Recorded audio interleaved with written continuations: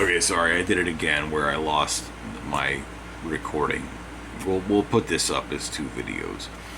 Paul Rogers, top three rock and roll singers of all time. I never a doubt that I would put him in the top three. So Paul has these cast of musicians around, and they're playing Bad Company songs to the T, exactly the way they sounded on the record, exactly how you wanted them to sound. But he's not calling it Bad Company. He's calling it Paul Rogers and Company. He played some solo tracks too, and he played some of the Muddy Waters songs too. But that guy did a service to Bad Company's back catalog when he was a part of the band. Now, if you look at Bad Company at the time that Paul was touring, they had Brian Howe as a lead singer. Now, Brian Howe was famous for being a part of Ted Nugent's band for a couple of records. They released some big songs when Brian was part of the band. He was the lead singer. Mick Ralphs was the original lead guitar player from Bad Company. Simon Kirke was the original drummer from Bad Company. And those guys were playing with Brian at the time. And that was what was called Bad Company. And they were touring under that name at that time. That's fine, because you still have two of the four original founding members of the band. That's half the original band. If you've got two guys, I think you could still call it that band. And I'll tell you what, Brian did an amazing job as well. I know there's bad blood between Brian and the rest of the guys. Now, rest in peace, Brian. He just passed away just a short time ago. There's some bad blood between him and the rest of the guys from Bad Company. But as far as the albums that they released, I think 3 or 4 studio albums and a live album and multiple tours that they did an amazing job. They did it really well. And he covered Paul Rogers' songs pretty darn good. But Paul is the voice of Bad Company. But he did not pretend that he was Bad Company. He was Paul Rogers. And just to keep his name out there and to let people know who he was when he was touring, Paul Rogers and Company. Again, it's just a terrific way to do it.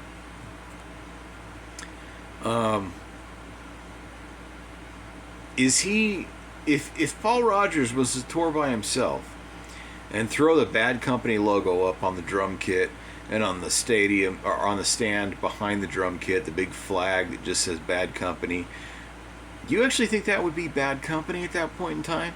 It's not. As far as I'm concerned, it's not. Now, Paul doesn't do that, but he did it the right way, so I'm not going to fault him.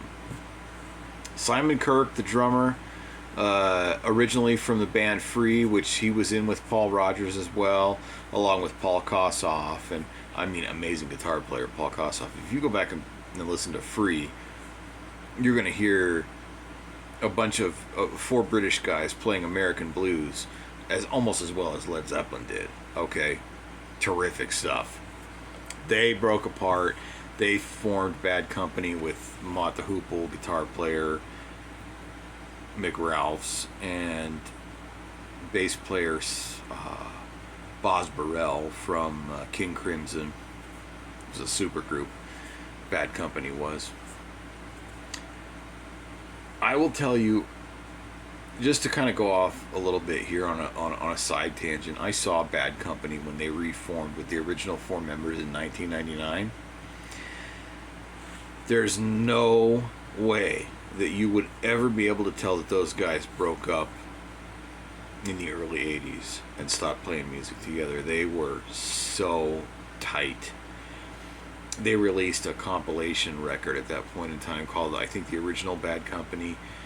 It was a 2-disc set, which at this point in time would be like 26 or 27 downloads, however you guys do it now with downloading songs. Then they put 4 new tracks together. Any of those 4 tracks I would have put on any of their late 70s albums. They sounded terrific together. They were a cohesive unit. Bad Company was Bad Company again at that point in time. And honestly, prior to that, I even loved the Brian Howe years of Bad Company, where they turned into almost like a glam rock band. They were played on mainstream rock radio. They had a couple of singles go all the way to number 1, if I'm not mistaken, like Holy Water, and If You Needed Somebody. maybe No Smoke Without a Fire. I don't think that went to number one, but it went pretty high and it got a lot of radio play. They had music videos on MTV. Brian Howe was leading a band that was Bad Company at that point in time, but Paul Rodgers had the sound, but he wasn't calling it Bad Company. So to go back a little bit here, let's take this back to a band like Lynyrd Skynyrd, who we all know tragedy struck Lynyrd Skynyrd in the late 70s with an airplane crash. The common myth is that Lynyrd Skynyrd died in an airplane crash. That's not exactly what happened. They lost their lead singer. They lost a background singer, tragically.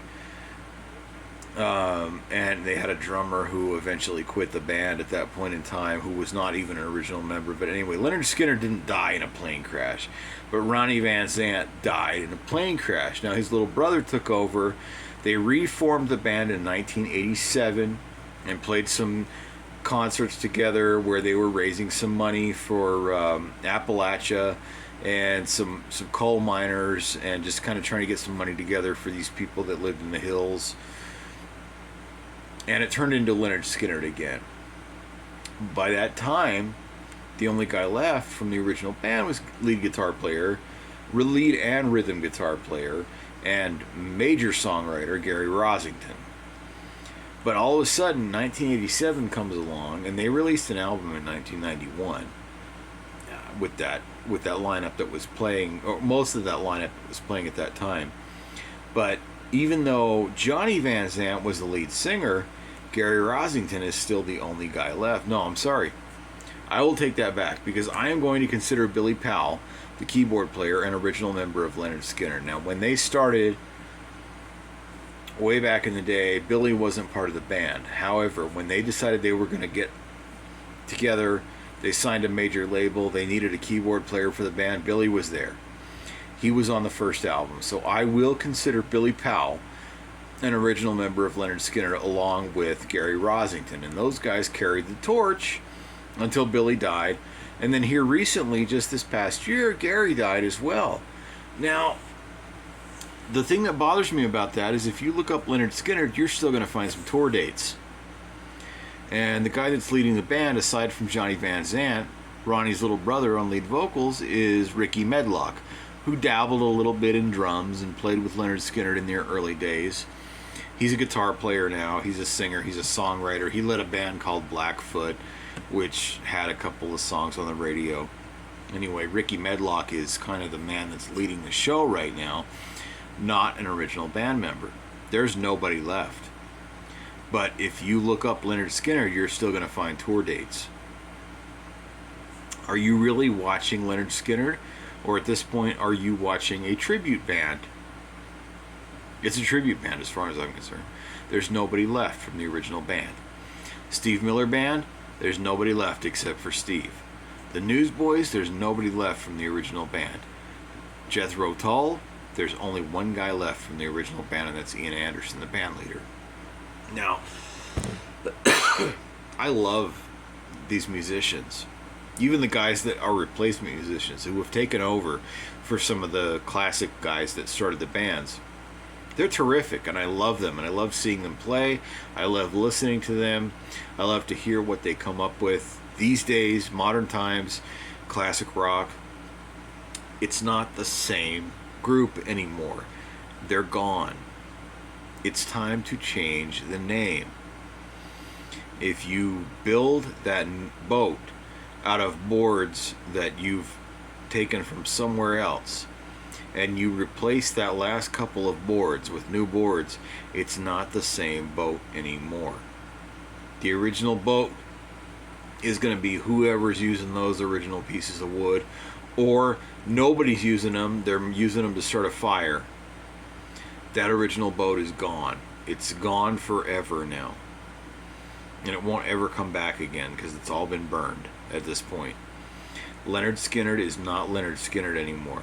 The Newsboys are not the Newsboys anymore. Jethro Tull is not Jethro Tull. I'll even go as far as to say Slipknot is not Slipknot anymore. If we're going to stick in the heavy metal realm, Megadeth is not Megadeth anymore. It's Dave Mustaine with a couple of other musicians playing old Megadeth songs. Excuse me. It's not Megadeth anymore. Now, Dave, excuse me, he's the band leader. He's the man that started it with Dave Ellefson on bass guitar. And he left and came back, and they created Megadeth again. And it was still Megadeth when Ellefson came back. Excuse me. Must be getting late because I'm getting tired. My voice is getting hoarse, and it's dry, and I'm coughing a lot. Just pretend like I'm not doing this. And don't watch me coughing, and don't listen to me. Just listen to what I'm saying. Megadeth is gone. It's just Dave Mustaine now. And you could even go as far as to call it a Dave Mustaine solo act. And he plays Megadeth songs because he's the guy that wrote the most of those songs anyway. Now Metallica, it's well known that Kirk Hammett was not their original guitar player. Dave Mustaine was lead guitar player. And Ron McGovney was the original bass player, but they didn't really record any albums with Ron on bass. They started with Cliff Burton from Trauma. Was the band that Cliff played in. And before they recorded their first album, they took Kirk Hammett away from Exodus because they had fired Dave Mustaine. But the original Metallica, since they recorded their first album with James, Kirk, and Lars, and then Cliff, excuse me, the hiccups are back. James, Kirk, Lars, and Cliff, that's Metallica. That's the original Metallica for 3 records. They went out and they got Jason Newsted. They replaced Cliff Burton when he left. Jason filled the role perfectly, even better than Cliff as far as I'm concerned. I know that's an argument point that people will have issue with. Jason was a better songwriter. He was a better vocalist. Cliff was better at music theory, and he knew how to put together things. And him and Lars worked together as far as arranging the songs goes and things like that. And now Jason has been replaced with Suicidal Tendencies bass player Rob Trujillo, who I love. I think he's a terrific addition to the band. But if you look at Metallica right now, they're on tour, and they're on a big world tour. They're playing 2 shows at every stop, and different songs on each show. They're making a huge thing out of their new record and their new tour. The only guy that's there now that wasn't there on the original album was Rob. So you've got 3 out of 4. You've got 75% of the original band that performed on the first album. Metallica is still Metallica, and will always be Metallica. You can't take that away from them. That is who they are. James and Lars wrote most of the songs together. James does the lyrics and the music. Lars does the arrangements. A lot of people will say, oh, Lars Ulrich, he's a terrible drummer. He can't keep time and all this. Whatever. I still will consider Lars Ulrich one of the greatest rock and metal drummers of all time. And I'll fight you on that if you really want me to. Beside the point here. Metallica has a band that has been together as a cohesive unit since day one, with a single replacement in bass guitar. But let's take it back. If we're gonna work in that arena, let's take it back to Anthrax, who, when Metallica moved into New York to record with John Zazula at Megaforce Records, Anthrax was already there in 1981, and they gave Metallica like a microwave oven, and they threw some money their way to keep them, in their apartment and keep them going, kind of help them out a little bit. But even Anthrax right now Charlie Benante, who is probably the greatest musician in heavy metal history, he was the drummer on Anthrax's first album. But if you go back, Anthrax didn't release their first album until a few years into the thrash metal scene. They had a revolving lineup of musicians, drums, lead guitar, bass guitar, even vocals. The vocalist thing has become a point of conversation, especially with Anthrax celebrating their 40th anniversary, where things had to change. And the only reason that they have a different bass player now is because of that original vocalist, who is also not a member of the band anymore.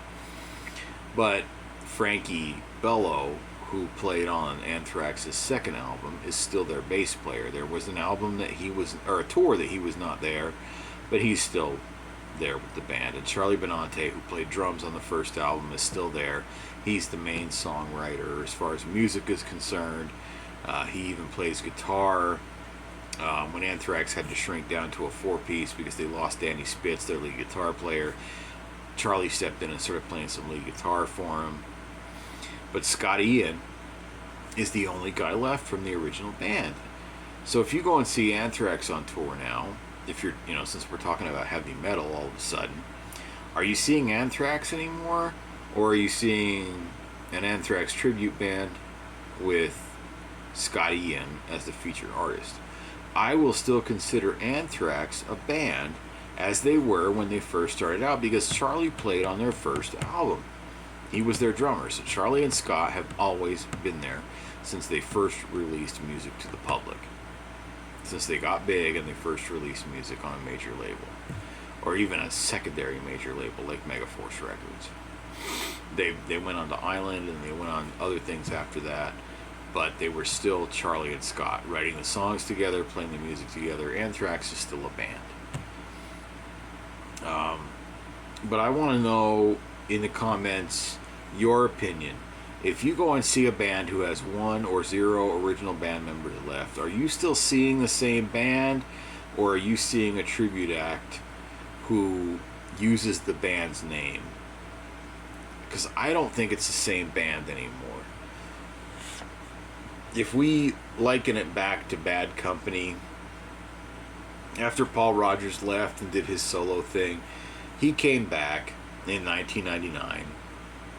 They brought original bass player Boz Burrell back to do a few songs together and release a compilation record. And they did some tours together. They sounded amazing, just as they did back in 1974. They were a total unit. But right now, Mick Ralphs, lead guitar player, has retired from touring. Now, he's still a songwriter. I think he's still involved in the Bad Company camp overall, but he doesn't tour with the band anymore. Howard Leese from Heart has taken his place as a guitar player in the band. But Paul Rodgers has come back. So he's leading Bad Company right now, and drummer Simon Kirke is also back. Now you've got 2 out of 4 original members. I will consider that if Paul and Simon are playing together, that's Bad Company. However, if Ian Anderson is playing a show as Jethro Tull, and he's got no original band members left except for himself, at this point it is not Jethro Tull anymore. It is a tribute act featuring Ian Anderson. If the Newsboys, and even when they got back together and did Newsboys United, they brought back their bass guitarist, who was a part of the band for a lot of the years during their popular time. He wasn't a founding member of the band, but Peter Furler, who was a founding member of the band, came back. Newsboys United was a terrific way to title the band, because it's not just Newsboys anymore. It's Newsboys featuring Peter Furler with musicians that played on various albums throughout the band's history. Newsboys United, that was the right way to go. They changed the name of the band, and they toured like that, released an album like that, which may be one of the very best albums they had ever released. They did an amazing job, but they didn't just call it Newsboys.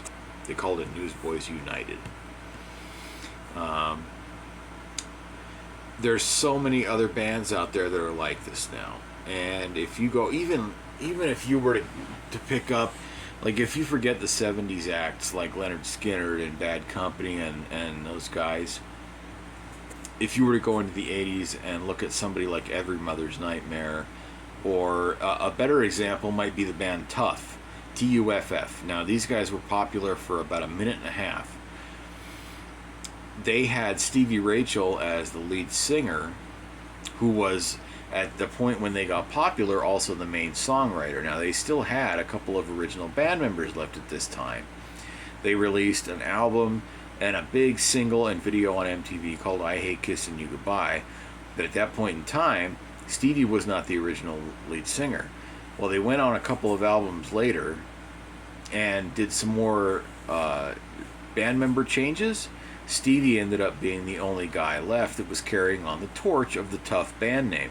The only problem there is he's not an original member. He wasn't the first lead singer for Tuff. So Stevie Rachel is playing as Tuff right now, but there's nobody left from the original band. So really it's just Stevie Rachel as a solo act performing songs that were written and performed originally by Tuff. Same thing goes for like a band like Cinderella. Now Tom Kiefer has finally shed the Cinderella name and he just goes by Tom Kiefer anymore, but for a while it was Cinderella. And if you know Cinderella, you know obviously they went through a bass player and a guitar player every 30 seconds until they got a major label deal, and they released 3 albums with the same bass player and the same drummer. But even lead guitar player Jeff LaBar, who was the man behind all of their great riffs and the music that powered their songs, he wasn't there from the beginning either. Tom Kiefer started a band in Pennsylvania with 3 different musicians behind him. Finally, Tom has decided that the Cinderella name it's gone. These guys are gone. I'm just going to tour under my own name. He's doing it the right way. Scott Stapp from Creed. If there was a bigger band in the 90s than Creed, even though they only released 2 albums through 97 and 99, I don't know who they are. Those guys were huge. So what Scott Stapp does, even though he's got a different cast of musicians around him right now, is he just labels it as Scott Stapp, the voice of Creed. So he can still use the band logo, so it's still recognizable when you see it on a marquee sign or whatever, but he doesn't call it Creed. Mark Tremonti is not there, Scott Phillips is not there, and the bass player Brian Marshall, who played on their first 2 albums and then came back and played on their 4th album, he's not there when Scott is doing his own thing, so he doesn't call it Creed, he calls it Scott Stapp, the voice of Creed. Great way to market that, and he's telling the truth. It's not Creed anymore, it's Scott Stapp with different musicians. And they do an amazing job. They do a terrific job. Now, I don't care. Whatever guitar player he hires is not going to be Mark Tremonti. Whatever drummer he hires is not going to be Scott Phillips. And by extension, whatever bass player he hires, who was Brian Marshall was the driving force, I feel, behind that band when they first started. The bass player is not going to be Brian Marshall. But so Scott does not call it Creed anymore because he knows it's not. It's Scott. But he was the lead singer and the main lyricist for Creed. So Scott Stapp, the voice of Creed, works. Tom Kiefer, who people know as the lead vocalist of Cinderella and the main songwriter of Cinderella, it works as Tom Kiefer, and he can just go and play Cinderella songs. What's your opinion on this? I know my opinion isn't as popular as other people's. I know a lot of people want to go and they want to see Lynyrd Skynyrd and they want to hear those songs. And they want to hear them played like they were on the albums. And the guys that are playing the songs right now, they do an amazing job of it. But it's not Lynyrd Skynyrd anymore. There's nobody left. They're all gone. They're all... In fact, if I'm not mistaken, each original band member has now passed on. Not only have they quit the band, but they're gone. It's not Lynyrd Skynyrd anymore. It's not... if we move over into the country realm, it's not Alabama anymore. You've got Randy Owen, the lead singer and rhythm guitar player, and you've got Teddy Gentry, who is the bass player and also a songwriter every now and again, and a harmony vocalist. But without Jeff Cook, who the 3 of them started the band together back in the 70s, and they hired another drummer eventually in 1980. Mark Herndon wasn't an original member of the band, but he was on the first album. Anyway, he's gone now as well.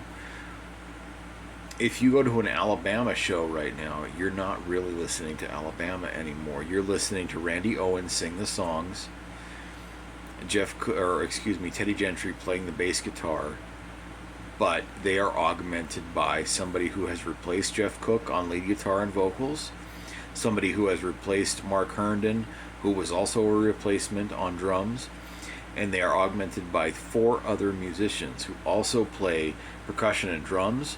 They play keyboards, they play rhythm and lead guitar. It's not Alabama anymore. It's basically a Randy Owens solo show featuring Teddy Gentry on bass guitar. It's not Alabama anymore. For the most part, if somebody still has 2 original band members, I will consider them a band. I give Alabama a little bit of a hard time for that, just because you need Jeff Cook to really be Alabama, and since he's passed away, I think the band is something different now. With a band like Megadeth, I know Dave Ellefson, the bass player, he had some trouble that he got into. He did some things that seemed to the public eye as wrong, and even though he came out immediately and apologized for it and made amends for the things that he had done, Dave Mustaine at that point decided it's probably a better idea if we don't have Dave Ellefson in the band anymore. The problem there is Dave Ellefson and Dave Mustaine, they were Megadeth. Throughout all the different guitar players and drummers they had, those guys were Megadeth together, with Dave Mustaine being the sole original